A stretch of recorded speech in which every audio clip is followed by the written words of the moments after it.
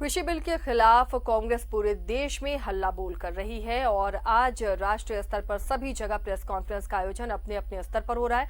रांची में भी प्रदेश अध्यक्ष रामेश्वर उरांव प्रेस कॉन्फ्रेंस कर रहे हैं। सीधे आपको लिए चलते हैं वहीं। बिल के आने से अभी एक्ट बना नहीं है, जहां तक हम लोग की जानकारी है प्रेसिडेंट ऑफ इंडिया ने उस पर दस्तखत नहीं किया है, तो अभी तक बिल ही कहेंगे उसको हम। इस बिल से क्या हानि है, हम सबसे पहले बताना चाहेंगे लोगों को आपके मार्फत से कि हम डेमोक्रेसी में रहते हैं और हमारा पार्लियामेंट्री फॉर्म ऑफ गवर्नमेंट जो है संघीय ढांचा पर काम कर रहा है। संघीय ढांचा का मतलब हुआ देश के लिए केंद्रीय सरकार होगी और हर राज्यों की अपनी सरकार होगी। ये संघीय ढांचा का रूपरेखा है। पहला तो आक्रमण भाजपा और प्रधानमंत्री श्री मोदी जी ने संघीय ढांचा पर किया है। ये स्टेट सब्जेक्ट है एग्रीकल्चर। बिना राज्यों से राय लिए उन्होंने यह कानून लाया पार्लियामेंट में। पार्लियामेंट में भी इसकी खिलाफत हुई, लेकिन किसी को नहीं सुना जा गया, जबकि प्रजातंत्र का मूल यही है कि डिसेंट को, अपोजिशन को भी तरजीह दी जाए, उनकी सुनी जाए। अगर वो सही बात बोल रहे हैं, जनहित की बात बोल रहे हैं, तो उस पर सरकारी पक्ष विचार करे और अपने कार्यक्रम को, अपनी नीति को उसी तरह से बदले। लेकिन ऐसा कुछ नहीं हो रहा है। ये प्रजातंत्र पर और संघीय ढांचा पर यह कानून प्रहार कर रहा है। दूसरा यह है कि हमारा संविधान कहता है कि हम सोशलिस्टिक पैटर्न ऑफ सोसाइटी इस देश में रखेंगे, बनाएंगे। लेकिन जब से ये सरकार आई है 6 साल, 6.5 साल पहले से, ये पूंजीवाद को बढ़ावा दे रही है। जो हमारे गरीबों को कोई ख्याल नहीं रखेगी पूंजीवादी प्रथा। पूंजीपतियों का एक ही मकसद होता है सामान बनाना, बाजार में बेचना, मुनाफा कमाना। मानव हित की बात वो नहीं सोचते, न करते हैं। तो ये एक पूंजीवाद लाने का भी एक प्रयास है। अब आते हैं इस किसान बिल के खिलाफ हमारा कांग्रेस पार्टी क्यों है, उसकी बात करते हैं। अगर आप अध्ययन करेंगे इस बिल को, तो आप पाएंगे कि यह बिल जो है किसान विरोधी है। अभी तक जो व्यवस्था थी एपीएमसी संक्षेप में जिसको बोलेंगे हम, कृषि बाजार मंडी के मार्फत से किसानों से अनाज खरीदा जाता था और उसमें जो मिनिमम सपोर्ट प्राइस होता था वही आधार होता था अनाज खरीदने का। इस कानून से एपीएमसी या मंडियां समाप्त हो जाएंगी। ये समाप्त इसलिए होंगी कि ये कंपटीशन में बड़े पूंजीपति जब उतरेंगे बाजार में, तो ये व्यवस्थाएं जो हमारे वर्तमान में भी हैं, जो जिससे किसानों का हित हो रहा है, वो धीरे धीरे समाप्त हो जाएंगे। कंपटीशन में नहीं टिकेंगी। बड़े बड़े पूंजीपतियों के पैसे के आगे ये टिक नहीं पाएंगे।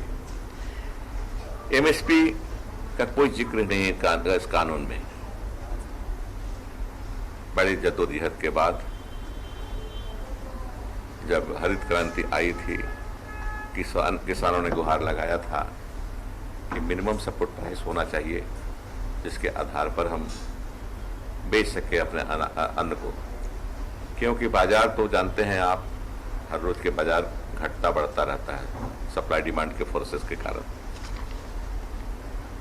अगर दामों में ज़्यादा घटी हो जाएगी, लागत से भी कम मूल्य मिलेंगे, तो किसानों को हानि होगी और किसान खेती करना नहीं चाहेंगे।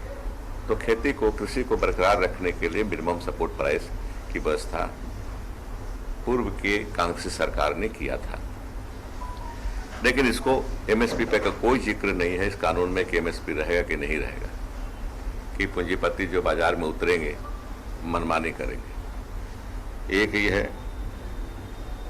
कि दूसरा बिल में मोदी जी कहते हैं, बार बार कहते हैं कि किसान के पक्ष में, क्यों कि किसान कहीं भी बेच सकते हैं। आज स्थिति क्या है ना, लोकल मार्केट हो, स्टेट मार्केट हो, नेशनल मार्केट हो या इंटरनेशनल मार्केट हो, बाजारों की क्या स्थिति है आप बेहतर जानते हैं। हम सभी कंज्यूमर हैं, हम जानते हैं कि बाजारों की स्थिति क्या है। एक जगह अगर 100 रुपये कोई सामान मिल रहा है तो 15 किलोमीटर दूर चले जाइए तो आपको 125 मिलेगा, और गांव देहात में चले जाइए तो वही चीज़ 70 रुपये में मिलेगा। विभिन्न एक प्राइस पर नहीं मिलता है, इससे किसानों को एक प्राइस पर नहीं बेच पाएंगे ये। और किसान बड़े छोटे हैं, दोनों हमारे तरफ के हैं, मझोले किसान भी हैं। बड़े किसानों को हो सकता है कुछ फायदा हो, छोटे किसान कहाँ खोजेंगे, कहाँ अंडानी अंबानी को खोजते फिरेंगे ये छोटे किसान। इस पर इस बिल में कोई प्रोविजन नहीं रखा गया, इसको नज़रअंदाज किया गया बिल में कि छोटे किसानों का जो अपने सरप्लस जो हो जाता है खाने के बाद उसको बेचने का चाहेंगे थोड़ा सा 10 क्विंटल 20 क्विंटल, वो कहाँ खोजेंगे पूंजीपतियों को। ये किया गया इसमें गया। मंडियों को खत्म किया जा रहा है। आज जानते हैं कि मंडियों में कितने लोग लगे हुए हैं, मंडियों में कितने लोग लगे हुए हैं लेबरर के रूप में और काम कर रहे हैं, वो सब खत्म हो जाएंगे, पूंजीपति आएंगे।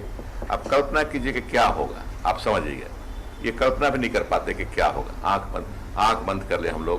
अगर अडानी साहब आए और खरीदना शुरू किए तो मंडी वाले कहाँ जाएंगे, ट्रक 10 को लग गया उनका, सब उनके पास चला गया, तो मंडी में जो काम कर रहे हैं कहाँ जाएंगे, है ना। ये देख लीजिए, जितना ट्रांसपोर्टर है, सेलर हैं, दुकानदार हैं, मुनीम हैं, ये सब का क्या होगा। ये रोजगार इनको मिल गया, एक तो रोजगार दिए नहीं, वो 2 करोड़ बोले दिए नहीं, और जो रोजगार में हैं उनको भी खत्म करने की साजिश इस बिल के द्वारा की जा रही है।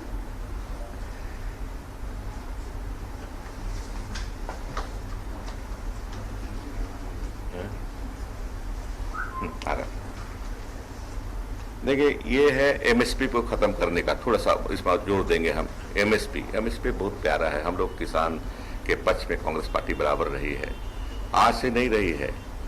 याद कीजिए, जब गांधी जी का पदार्पण हुआ भारत की राजनीति में, तो पहला आंदोलन भारत में बिहार से शुरू किए नील्हे लोगों के खिलाफ में। इसी तरह की दिक्कतें होती थी, कॉन्ट्रैक्ट फार्मिंग पर लेते थे नील्हे लोग, है ना। हाँ, 1917 में गांधी हुए, वहीं से शुरुआत होता है किसानों के साथ हमारा। किसानों का साथ देना कांग्रेस पार्टी का वहीं से शुरू होता है। मैं कहूँगा उसके पहले हुआ होगा, लेकिन कांग्रेस के इतिहास में पहला था जब गांधी जी 1917 में चंपारण में आंदोलन किए नील्हों के खिलाफ, और तब से हम बराबर पक्ष में रहे किसानों के। इसको याद करने की जरूरत है। सब्जी मंडी में अब कहते हैं कि फीस लिया जाता है, फीस लिया जाता है, तो कोई बाजार वाला देता नहीं है, ना किसान देता है ना बाजार देता है, ये तो FCI देता है हमको। जो फीस वगैरह होता है वो खरीदते हैं, वही देते हैं, इसको भी समझने की बात है। और ये MSP को खत्म करने का शांता कुमार कमेटी इनकी बनी थी, बीजेपी के थे। शांता कुमार जी हिमाचल प्रदेश के मुख्यमंत्री रह चुके थे, उन्होंने ही एक कमेटी उनकी अध्यक्षता में बनी थी, और उन्होंने कहा था कि MSP से अगर छुटकारा पाना है तो ये सब व्यवस्था कीजिए। मेरे ख्याल से, कांग्रेस पार्टी के ख्याल से यही चल रहा है काम। कॉन्ट्रैक्ट फार्मिंग की बात किया गया, इनको आएंगे कॉन्ट्रैक्ट फार्मिंग में लोग, बड़े पूंजीपति आएंगे, कहेंगे कि पैदा करो, ये सब आलू पैदा करो, चना पैदा करो, जो भी पैदा करो। इसके बाद अगर मुकर जाएंगे तो क्या होगा, कहाँ बाजार खोजने जाएंगे जब मंडी खत्म हो जाएगी, APMC खत्म हो जाएगा तो कहाँ खोजने जाएंगे, ये भी कठिनाई है। अब सबसे बड़ी चीज है, अभी इस देश में जो स्थिति है, मानसिकता है पूंजीपतियों की, सुधरे हुए नहीं है वो। तो स्टॉक जो अभी हम एसेंशियल कमोडिटी एक्ट जो लगा हुआ था, 7AC एक्ट बोलते हैं उसको, उसके अनुसार भंडारण की एक सीमा होती थी, कितना ही व्यापार करते हैं चावल में, गेहूं में, दलहन में, तो आप इतना ही तक रख सकते हैं। इसके मतलब ये हुआ कि आप जमाखोरी नहीं कर सकते हैं, जमाखोरी करके, शॉर्टेज पैदा करके आप कंज्यूमर को नुकसान नहीं पहुंचा सकते।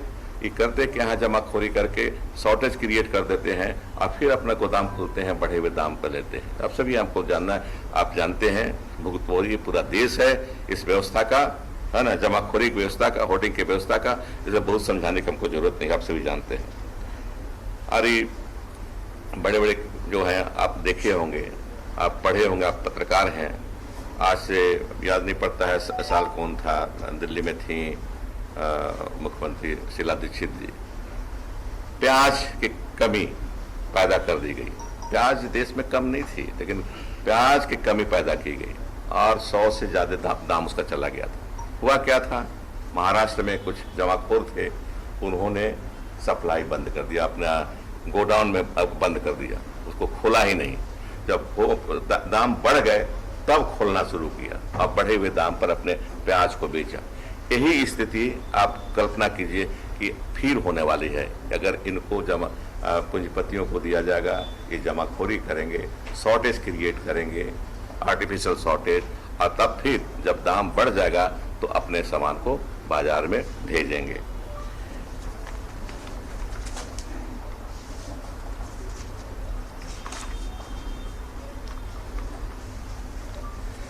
इस तरह से तो नहीं है।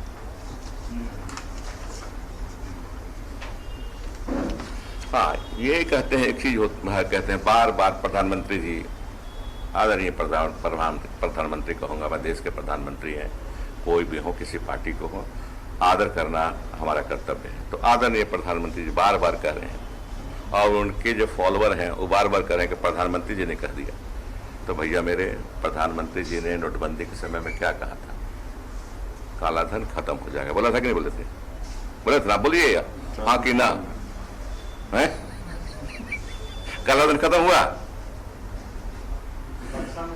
है? नहीं सर, आरबीआई